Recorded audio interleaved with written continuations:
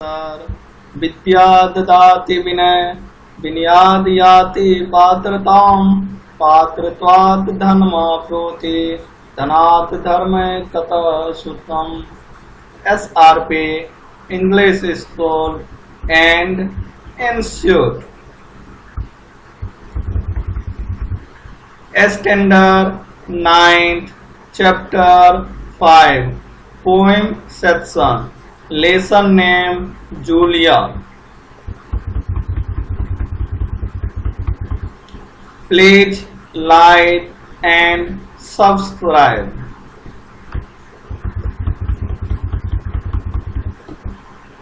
Lesson name Julia. Writer name Anton Chekhov. Anton Chekhov का परिचय। जन्म 29 जनवरी 1860 ईस्वी को तजान रूस में हुआ था। इनकी मृत्यु 25 जुलाई 1904 ईस्वी में हुई थी। परिचय। महान रूसी साहित्यकार अंतोन चेखव प्रसिद्ध कथाकार और नाटककार थे। उनकी कहानियों में सामाजिक कुरीतियों का व्यंग्यात्मक चित्रण किया गया है। प्रमुख कृतियां एड्री स्टोरी, द वाइफ जो उपन्यास है, अन्ना और neck, a bad business, the birds market, old age, Grisha आदि कहानी, इवानोव, द चेरी आर्चर्स आदि ये सब उनके नाटक है जिससे प्रसिद्ध हुए हैं। मीन्स अंतोन चेखव प्रसिद्ध कथाकार और नाटककार भी थे और कहानी भी लिखते थे। गद्य संबंधी एकांत। इसका आकार छोटा होने के कारण इसमें एक ही कथा होती है। इसकी कथा व संवाद आदि से अंत तक रोचक और आकर्षक होते हैं। अंतोन चेखव द्वारा जितने भी एकांत लिखी गई है वो सब बहुत रोचक और आकर्षक होते हैं। मीन्स कहानी खत्म होते तक। प्रस्तुत एकांत में रचनाकार ने दब्बूपन को त्याग कर अपने अधिकार न्याय के लिए सजग रहने हेतु प्रेरित किया है। इस एकांत में रचनाकार ने बताया है कि इंसान को दब्बूपन सीधे नीचे दबे हुएपन को त्याग करो, अपने अधिकार और न्याय के लिए सजग रहो। इसी के लिए प्रेरित किया है। शब्द संसार।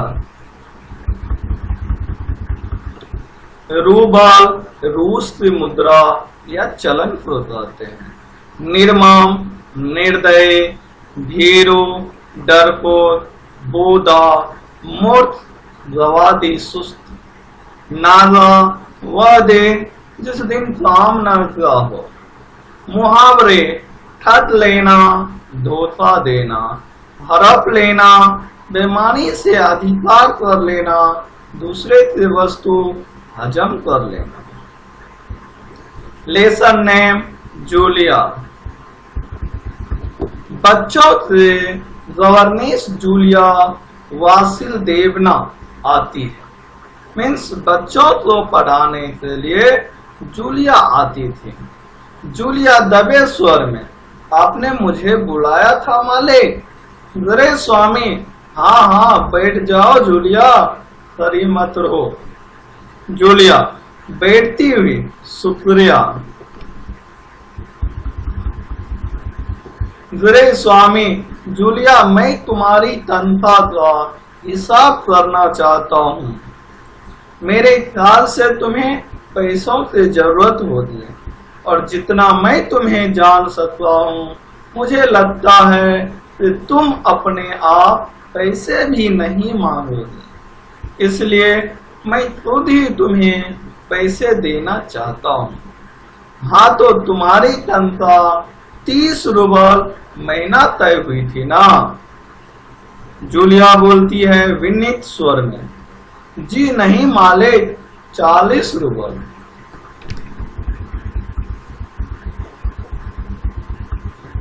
स्वामी बोलते हैं, नहीं भाई, 30 रूबल पे बात हुई थी। ये देखो डायरी, पन्ने पलटते हुए मैंने इसमें नोट कर रखा है। मैं बच्चों के देखभाल और उन्हें पढ़ाने वाले हर गवर्नेंस को 30 रूबल महीना ही देता हूँ। जो बच्चों को देखभाल करते हैं और जो पढ़ाते हैं, दोनों को मैं सिर्फ 30 रूबल ही देता हूँ। तुमसे पहले जो गवर्नेंस थे उसे भी मैं 30 रूबल ही देता था। अच्छा, तो तुम्हें हमारे यहाँ काम करते हुए 2 महीने हुए हैं। जूलिया दबे स्वर में, जी नहीं, 2 महीने 5 दिन हुए हैं। स्वामी, क्या कह रही हो जूलिया? ठीक 2 महीने हुए हैं भाई।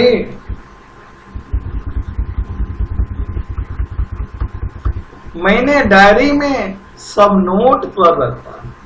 हाँ, तो 2 महीने से बनते हैं 60 रूबल, लेकिन 60 रूबल तभी बनते हैं जब महीने में तुमने एक दिन भी छुट्टी ना ली हो।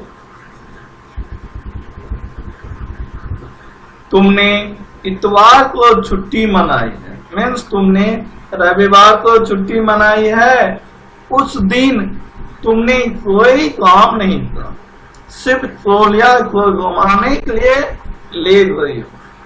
और ये तो तुम भी मानोगे, बच्चे को घुमाने के लिए ले जाना कोई काम नहीं होता। इसके अलावा तुमने 3 छुट्टियां और ली है, ठीक है ना? जूलिया दबे स्वर में बोलती है, जी आप कह रहे हैं तो ठीक। फिर रुक जाती है। वे स्वामी बोलते हैं, अरे भाई, मैं क्या गलत कह रहा हूँ? हाँ, तो 9 इतवार और 3 छुट्टियां यानी 12 दिन तुमने काम नहीं किया, यानी तुम्हारे 12 रूबल कट गए। उधर तौलिया 4 दिन बीमार रहा और तुमने सिर्फ वानिया को ही पढ़ाया।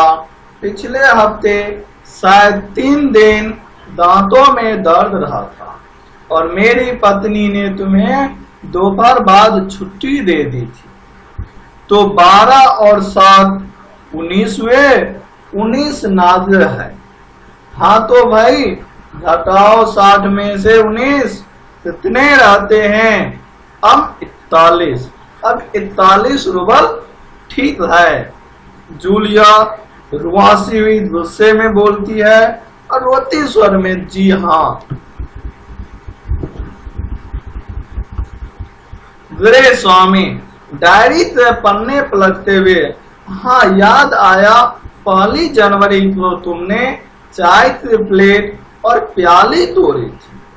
प्याली बहुत कीमती थे, मगर मेरे भाग्य में तो हमेशा नुकसान उठाना ही पड़ा है।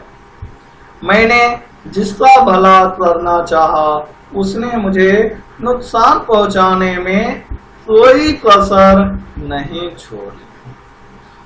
सर, मेरा भाग्य, हाँ, तो मैं प्याली के 2 रूबल ही करता हूँ। जो प्याली तुमने तोड़ी है उससे सिर्फ 2 रूबल करता हूँ, जबकि प्याली बहुत महंगे थे। अब देखो, उस दिन तुमने ध्यान नहीं दिया और वहाँ किसी टहनी की खरोंच लगने से बच्चे की जैकेट फट गई। और तुम जो है उस दिन ध्यान नहीं दिया तो बच्चे की जो जैकेट थी उसमें खरोंच लग गई और जैकेट फट गई। 10 रूबल उसके लिए, जो जैकेट फटी उसके लिए 10 रूबल। इसी तरह तुम्हारी लापरवाही की वजह से घर की सफाई करने वाले नौकरानी मारिया ने वानिया के नए जूते चुरा लिए। मीन्स तुम्हारी लापरवाही की वजह से वानिया के नए जूते चुरा लिए। रुतकर तुम मेरी बात सुन भी रही हो या नहीं? फिर रुक जाते और बोलते हैं जूलिया से, तुम मेरी बात सुन रही है या नहीं? जूलिया मुश्किल से अपनी रुलाई रोते हुए, मीन्स रोने का दिल हो रहा था लेकिन वो कंट्रोल। जी सुन रही हूँ गृहस्वामी, हाँ ठीक है। अब देखो भाई, तुम्हारा काम बच्चों को पढ़ाना और उनके देखभाल करना है। तुम्हें इसी से तो पैसे मिलते हैं। तुम अपने काम में ढील दोगे तो पैसे कटेंगे या नहीं? मैं ठीक कर रहा हूँ ना? तो जूतों से 5 रूबल और कर दे। और हाँ, 10 जनवरी को मैंने तुम्हें 10 रूबल दिए थे। जूलिया लगभग रोते हुए, जी नहीं, आपने कुछ नहीं, आगे नहीं कर पाते बोलते, आपने कुछ नहीं दिया। गृहस्वामी, अरे मैं क्या झूठ बोल रहा हूँ? मैं डायरी में हर चीज नोट कर लेता हूँ। तुम्हें यकीन ना हो तो दिखाओ डायरी। डायरी के पन्ने यूं ही उलटने लगता है। जूलिया आंसू पोंछते हुए, आप कह रहे हैं तो आपने दिए ही होंगे।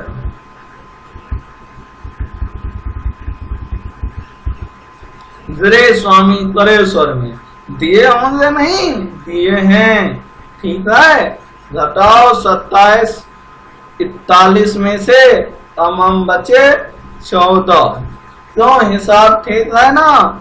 जूलिया आंसू पीती हुई कांपती आवाज में बोलती, मुझे अभी तक एक ही बार कुछ पैसे मिले थे और वो मुझे मालकिन ने दिए थे, सिर्फ 3 रूबल ज्यादा नहीं।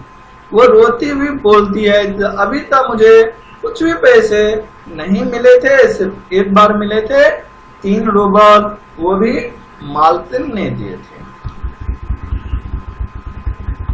गृहस्वामी, जैसे आसमान से गिरा हो।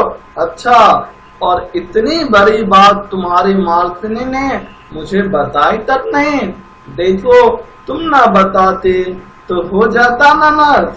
सर, देर से ही सही, मैं इसे भी डायरी में नोट कर लेता हूँ। डायरी खोलकर उसमें यूं ही कुछ लिखता है, हाँ तो 14 में से 3 और घटा दो, बचते हैं 11 रूबल। देते हुए, संभाल लो, गिन लो, ठीक है ना? जूलिया कांपते हाथों से रूबल लेती है, कांपते ही स्वर में जी धन्यवाद बोलती है। गृहस्वामी अपना गुस्सा नहीं संभाल पाता, ऊंचे स्वर में लगभग चिल्लाते हुए, तुम तो मुझे धन्यवाद दे रही हो जूलिया, जब से तुम अच्छी तरह जानती हो कि मैंने तुम्हें ठग लिया है, तुम्हें धोखा दिया है, तुम्हारे पैसे हड़प लिए हैं और तुम इसके बावजूद मुझे धन्यवाद दे रही हो। गुस्से में आवाज कांपने लगती है। गृहस्वामी बोलते, जब से तुम जानती है मैं तुम्हें पैसे नहीं दिया, मैं तुम्हारे साथ छल किया है, गलत व्यवहार किया है, धोखा दिया है, फिर भी तुम मुझे धन्यवाद दे रही है।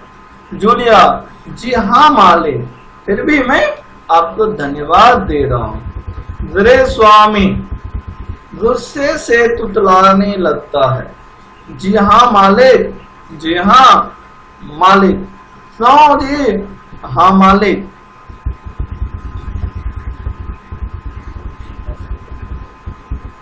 जूलिया डर जाती है भयभीत स्वर में, क्योंकि इससे पहले मैंने जहाँ जहाँ काम किया उन लोगों ने तो मुझे एक पैसा तक नहीं दिया, आप कुछ तो दे रहे हैं। जूलिया बोलती है, भयभीत होकर डर जाती और बोलती कि मैंने जहाँ भी काम किया कहीं भी मुझे पैसे नहीं दिया, आपने कुछ तो दिए। वीरे स्वामी क्रोध के कारण कांपते उत्तेजित स्वर में, उन लोगों ने तुम्हें एक पैसा तक नहीं दिया जूलिया? मुझे ये बात जानकर जरा भी आश्चर्य नहीं हो रहा। स्वर धीमा कर, जूलिया मुझे इस बात के लिए माफ कर देना कि मैंने तुम्हारे साथ एक छोटा सा जरूर मजाक किया, और मैं तुम्हें सबक सिखाना चाहता था। देखो जूलिया, मैं तुम्हारा एक पैसा नहीं मारूंगा, जेब से निकाल कर ये है तुम्हारे 80 रूबल। मैं अभी इन्हें तुम्हें दूंगा, लेकिन इससे पहले मैं तुमसे कुछ पूछना चाहूंगा। जूलिया, क्या ये जरूरी है कि इंसान भला कहलाने के लिए इतना दबू बने, भीरू और बोधा बन जाए कि उसके साथ जो अन्याय हो रहा है उसका विरोध तक न करे, बस खामोश रहे और सारे ज्यादतियां सहता जाए? मीन्स ये जरूरी है कि हर इंसान अपनी प्रॉब्लम झेलता जाए, दबू बने, किसी गलत और अन्याय का विरोध न करे?